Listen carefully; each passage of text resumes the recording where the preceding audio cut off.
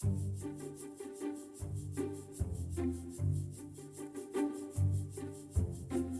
and welcome to Politics at Jack and Sam's Daily, the podcast equivalent of a Pro Plus caffeine tablet that tells you everything about what you need to know day ahead in British politics in under 20 minutes. If there's one man in the world who does not need Pro Plus caffeine tablets, Sam Coates, it's you. I've never seen anyone with so much energy at this god-awful time of the morning.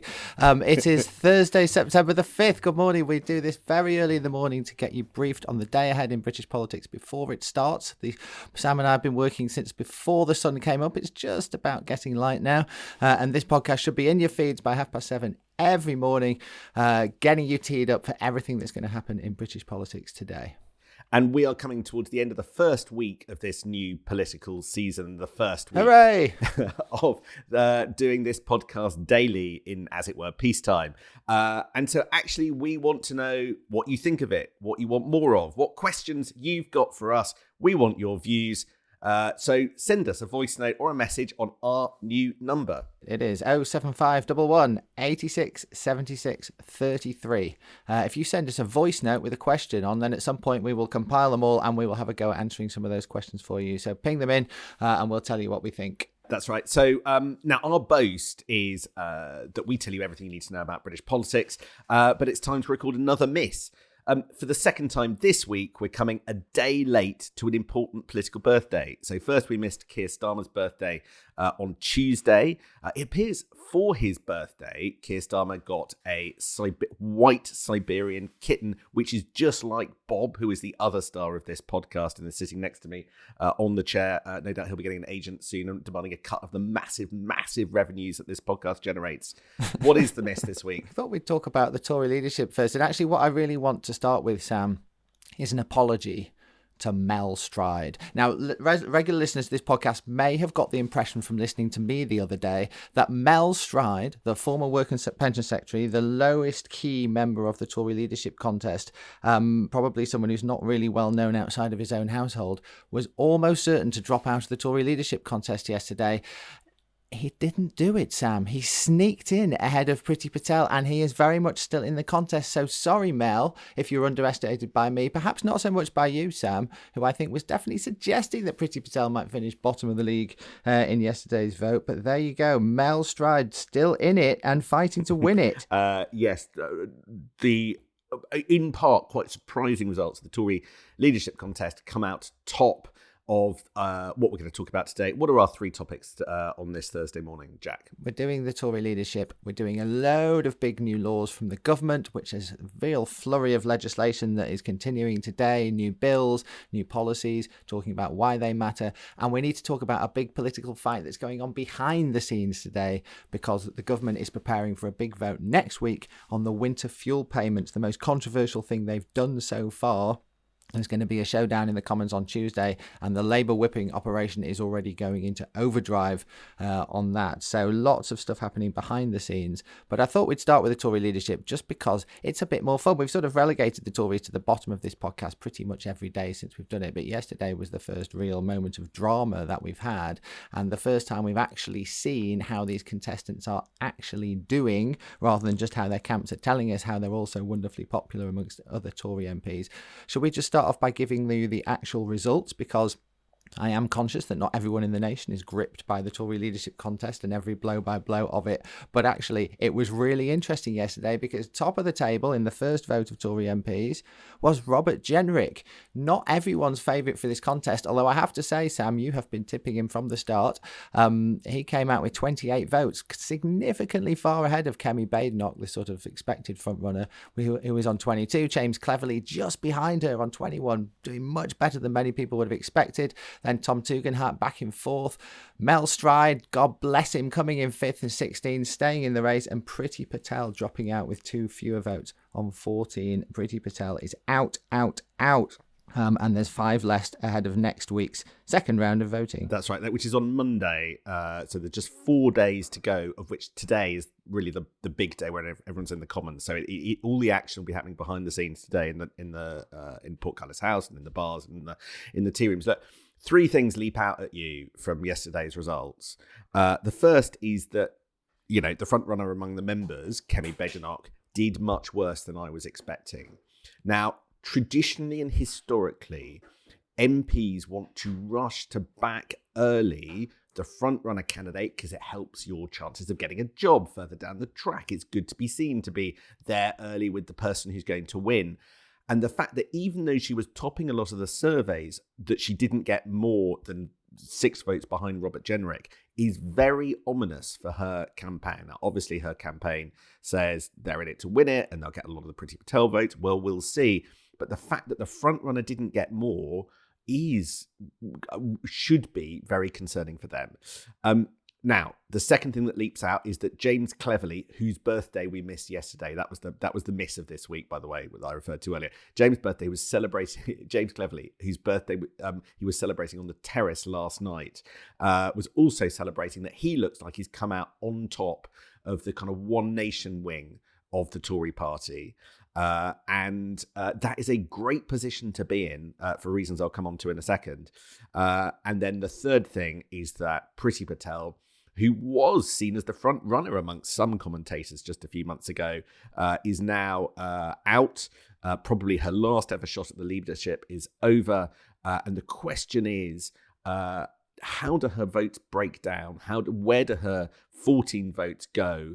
And will the right just simply switch to Robert Jenrick, or was she positioning herself in the centre that actually they split evenly between Jenrick, Badenoch and Cleverly? I think most people are expecting when this gets down to a final two, there to be one, as you call it, a one nation candidate, one sort of more centrist candidate. At one point, Tom Tugendhat was seen the most likely person to be that. It could still be him, but he's clearly a few votes behind Cleverly at the moment. And therefore, only one of Robert Jenrick or Kemi Badenoch would be in that final two alongside whoever that one nation candidate is. And therefore, it looks like a bit of a fight to the death between Jenrick and Badenoch right now to get down into that final two. And it is undoubtedly Robert Jenrick who's far ahead. Only thing to say though, Sam, there's a long way to go here. There's a lot of votes still to be redistributed as more and more MPs drop out of this, and it's where they go that's going to matter. But if Robert Jenrick can sort of give this sense of momentum, because he's pretty far ahead of Kemi already, then as you say, votes will flock to him because people want jobs. They want to have backed the winner because they know there's a much more chance of getting a decent job in the shadow cabinet if they have been backing the winner, or they swing behind them at a crucial moment, than if they sort of reluctantly come over to having supported them in the end. And those are the sorts of calculation Tory MPs will now be making based on the numbers that they now have in front of them. And as you say, there is going to be a mad scramble going on in Parliament today. We won't see it on the news. This won't be something that's going to be leading the headlines at 6 o'clock tonight. But if you're in Parliament today, this is the thing, this is happening, or one of the main things that are happening. And if you're a Tory MP, you might want to switch your phone off because you've probably got 5 very frantic political campaigns coming after you today, tomorrow and all weekend, trying to shore up your vote ahead of next week. You've got to remember the goal at this point for all the leadership campaigns in this most protracted of races. And that is to get not only in the final two, because that's the round that gets voted on by the tens of thousands of Tory members, but to try and engineer the most favourable opponent in that final two with you. Right, so that means over this weekend, the job of Team Jenrick is not only to get as many votes for himself as possible, but also, and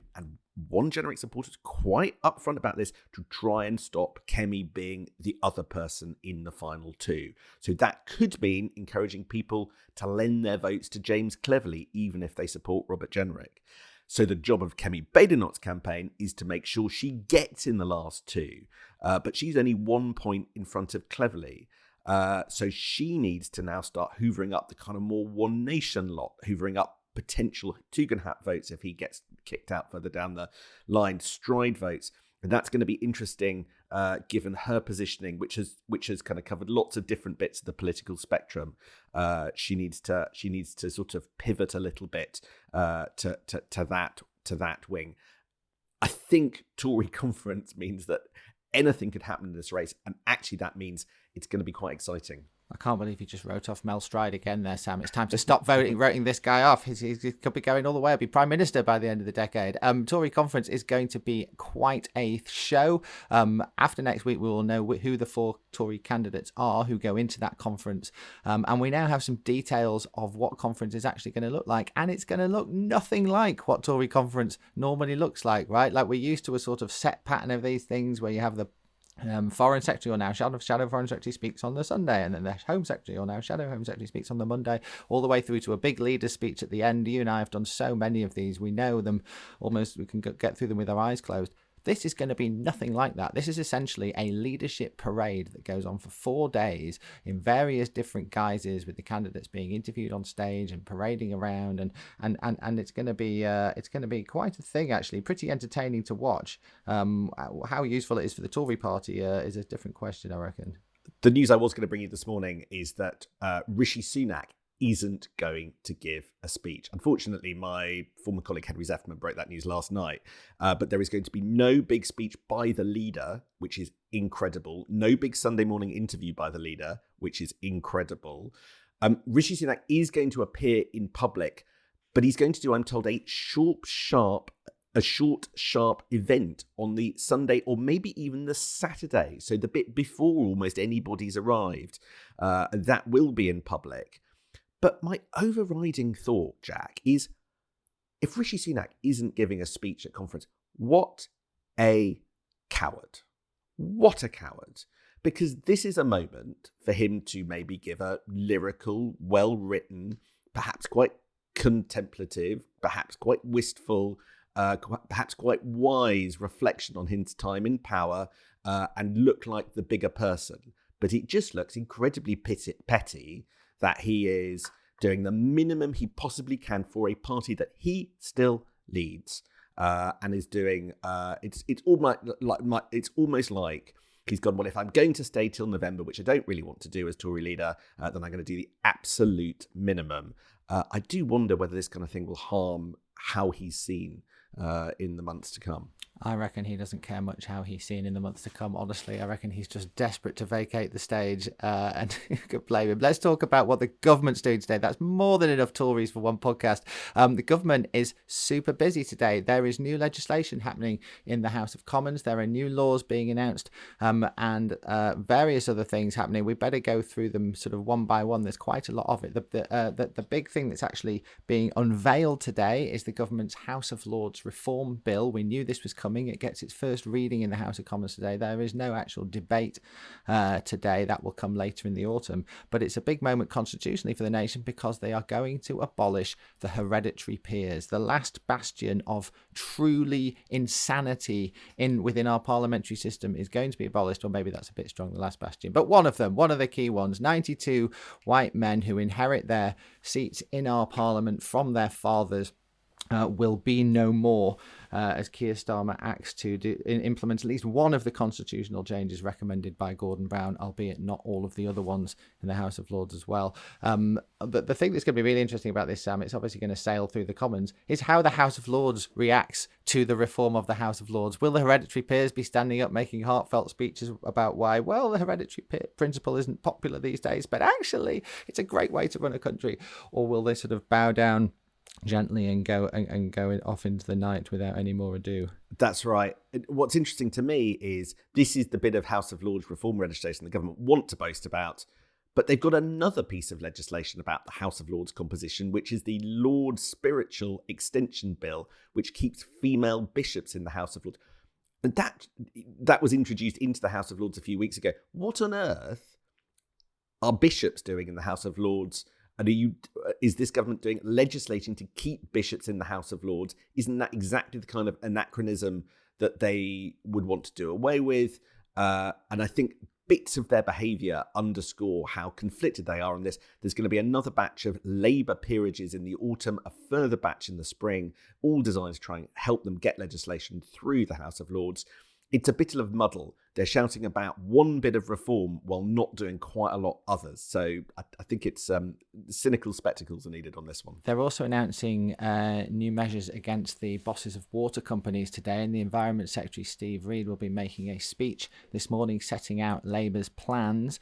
This is good populist measure, isn't it, Sam? Bit of fat cat bashing to keep the Labour flock happy. There'll be new fines for water bosses. This is a good issue for Labour to try and get ahead of, because we saw through the election campaign just how much anger there is about the issues about sewage overspills into our rivers and our beaches and our coastline, and actually cost the Tories quite a lot of seats, I think, in the southeast of England, where it really became the main issue, and we saw parts of the country that have voted Tory forever turning against them, and this was very much one of the key campaigning points. So Labour trying to get ahead of that today with some populist measures.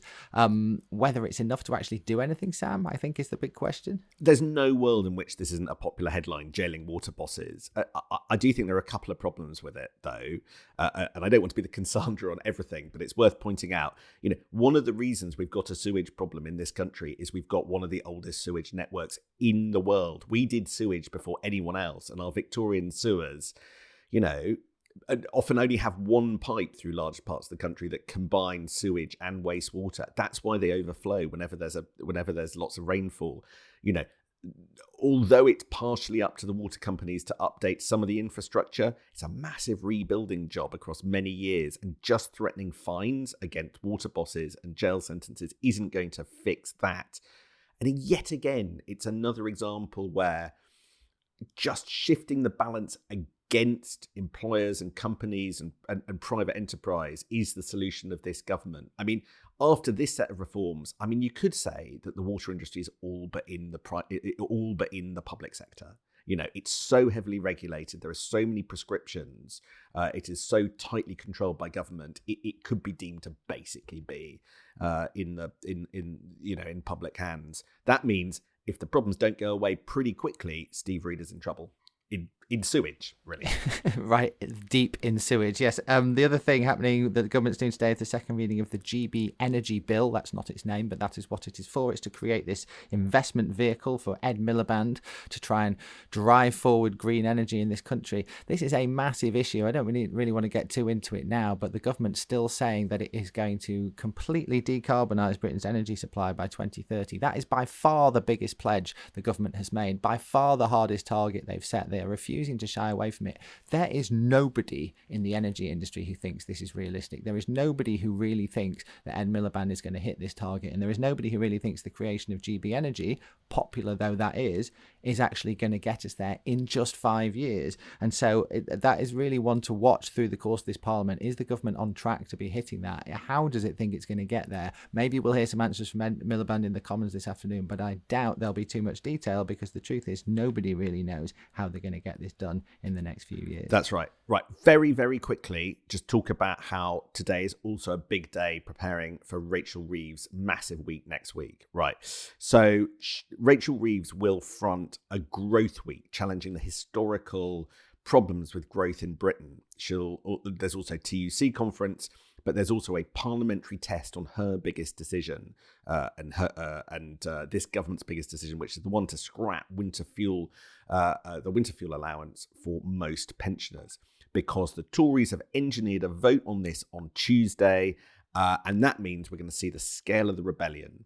Now, today, Labour whips are going to be trying to minimise the size of that rebellion as best they are. And I've got a couple of bits of intelligence for you against which we can judge them next week. First of all, amongst current Labour MPs, the thinking is they think that they can get the rebellion down into single digits. So we'll find out how effective Labour whipping is, whether or not they manage to do that next week, and how angry the parliamentary party is. But that's the aim. But the real test, the real little catch here, is for those half a dozen Labour MPs who were suspended before the summer. If they rebel, they will never come back to be a Labour MP again. The Richard Bergens, the John McDonnells, the Zara Sultanas are actually the ones facing the hardest dilemma next week, because they rebel and their path back to the Labour whip might be taken away forever. So could they be the ones with the hardest decision to make? Because any Labour MP that does rebel, I don't think there's going to be much sanctions. They're certainly not going to be suspended, because it's not on the King's Speech. But this is a big Commons test of the government's strength on its own, against its own kind of nervous backbenchers. So it's going to be fascinating next week, all that whipping taking place today.